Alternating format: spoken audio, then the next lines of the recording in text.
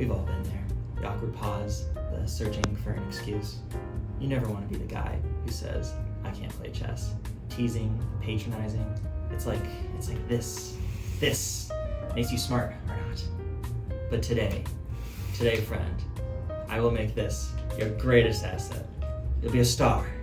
You'll be a hero. And we're gonna teach you how to play chess. The main objective in chess, first off, is the king piece, pretty much. You want to keep yours alive and you want to capture the enemies. Everything else on the board is just about playing defense and offense with respect to the king piece. All right, let's look at some of the pieces we're playing with. So first up in front here, we have our pawns. There are a lot of them. They're kind of expendable. Almost think of them as bodyguards. You use them to keep the other pieces safer for longer. Namely, these three, the rook, the knight, the bishop, are your kind of action pieces, you can almost call them. You have a second copy on the other side because they get into a lot of tussles. Sometimes you lose them. But they each have very unique move sets that are very useful for tricking the other player. And of course, lastly, in our center, we have the tallest, most important pieces. The aforementioned king with the cross on his head, the one you need to keep safe. And next to it, his queen, who is almost similar to the action pieces I'm calling them, but is much more powerful, and you only get one. Alright, so starting with the pawns, they can move 2 forward on their very first turn, and then 1 after that.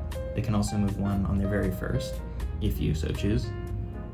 The only way they can attack is diagonally in either direction. And beyond that, they're useless, which does leave them to a very defensive role. Next up are the rooks. You got 2 of these. They can move as far as they want, but only straight forwards and backwards. This also is how they attack. All right, next up are the knights. These are fun, tricksy ones.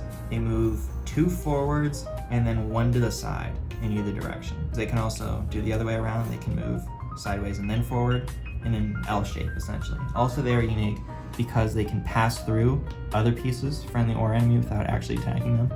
That's unique to them. And the last of our little double trio is the bishop piece. He's close to the rook. He can move as far as he wants diagonally. That's also how he attacks. And he, strategically speaking, is a slightly more defensive one than the other 2, but again, really, they're all pretty similar. And last up, we have our queen. The queen can move as far as it wants, vertically or diagonally or horizontally. You kind of think of it as a mix of the bishop and the rook. That makes her very potent. She can hit several places on the board at once, but there's only one, so she is a big deal for you to have and a big deal to deal with when the other guy has him. And last up, we have the king, the aim of the game, the cross haver, the tallest piece. For all that impressiveness, you can move 1 at a time in any direction, which compared to some of these other ones, you can already imagine why that's a disadvantage when you really don't want to lose them. So try and build up other pieces around them. Word of advice. Alright, so we're just going to talk about a couple of little special case fringe rules. This is a game that's sort of already started. First off is castling. You take the rook, then castle, and if you put him where the king is, it can push the king 1 over, so you're moving 2 in 1 turn. You can only do this if there's nothing in the way of the rook, and if neither of these guys have moved yet. They still got to be in their starting positions. Even if they come back to them later, they can't do it anymore. So one of the other rules is with the pawns in their initial double move, they can't use that to evade danger. For instance, if I'm going 2 with this guy, since there's the pawn here, if I'd have gone 1, he would have been able to attack me. So even though I've moved past, this was my move, he can still attack here because I was there, specifically with the pawn double jump in the beginning. It's a very specific rule.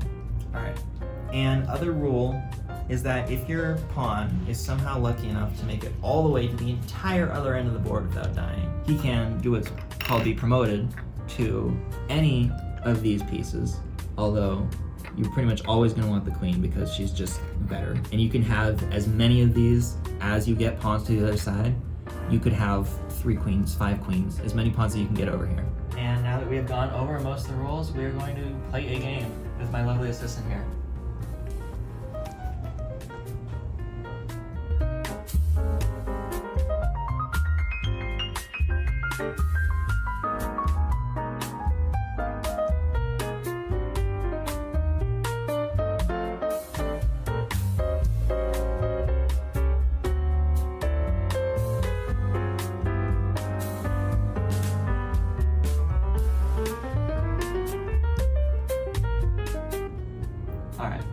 So this is the end of a game. So there is check and checkmate. And check, for instance, is where you put the king into danger and he's forced to move. So for instance, the queen has an attack here, the rook is blocking from going forwards, so the king can still move to the sides. That places him in check. If, for instance, the queen had gone all the way down, that is now checkmate because the king is in danger where he is and he cannot evade no matter what he does. And that is how you win, by getting a checkmate. Also, if he isn't technically in check at the moment, but everywhere around him is check, that is a stalemate. And those are the three main normal endings to a chess game.